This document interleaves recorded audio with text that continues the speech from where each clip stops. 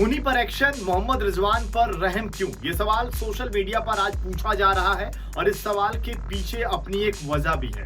दरअसल क्रिकेटर मोहम्मद रिजवान ने एक ट्वीट किया और उस ट्वीट के बाद से विवाद मचा हुआ है। हर किसी का अपना ओपिनियन है, लेकिन इस वीडियो में आपको वो ट्वीट दिखाएंगे, आखिर वो ट्वीट क्यों विवादित है, और उस ट्वीट के अलावा ये भी बताएंगे ऐसे मसलों पर आईसीसी ने अब कब एक्शन लिया और इस बार अभी तक क्यों आईसीसी की तरफ से कोई बयान यहाँ पर नहीं आया।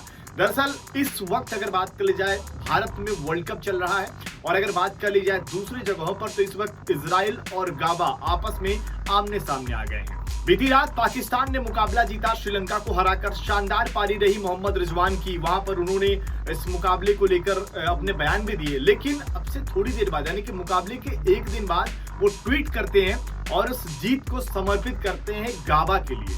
उन्होंने जो ट्वीट किया पहले आप वो देख लीजिए।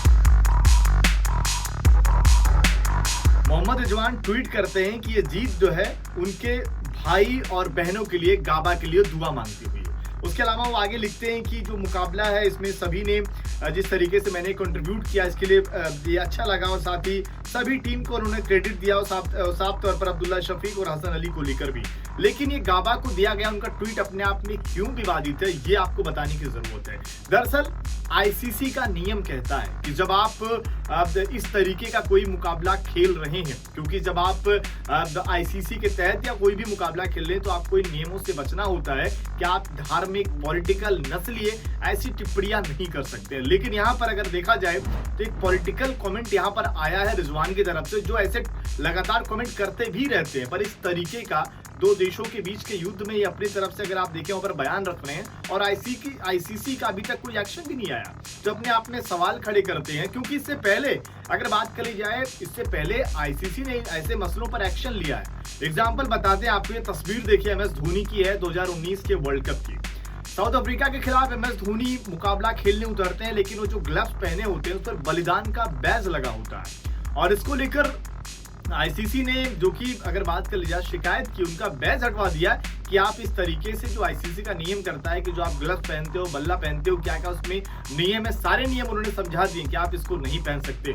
बलिदान बैज की अपनी एक मर्यादा होती है, कमांडोज उसे पहनते हैं, उसको पहनने का मतलब है आप दुश्मन को ढूंढ कर उन्हें खत्म करते हैं। लेकिन यहाँ पर बात कर ली जाए, धोनी ने वहां पर लगाया था अपने ग्लव्स में, लेकिन उस पर आईसीसी ने हटवा दिया। यही नहीं, इसके अलावा अगर आप देखिए, आप थोड़ा और पीछे जाइए, 2014 में मोइन अली मैदान पर उतरते हैं, ये भी एक बैंड पहने रहते हैं जिस पर लिखा रहता है कि फिलिस्तीन को फ्री करो, और इस तरीके के वहां पर मैसेज लिखे होते हैं, यानी कि फिलिस्तीन के समर्थन में वहां पर उन्होंने एक बैंड पहना होता है। बाद में वहां पर आईसीसी उन पर एक्शन लेता है और साथ ही उनका बैंड तो हटवाता ही, साथ ही उनको चेतावनी भी देती है कि आप आने वाले मुकाबलों में इस तरीके से चीजें नहीं कर सकते। इस तरीके से उनके बैंड पर बैन लग जाता है।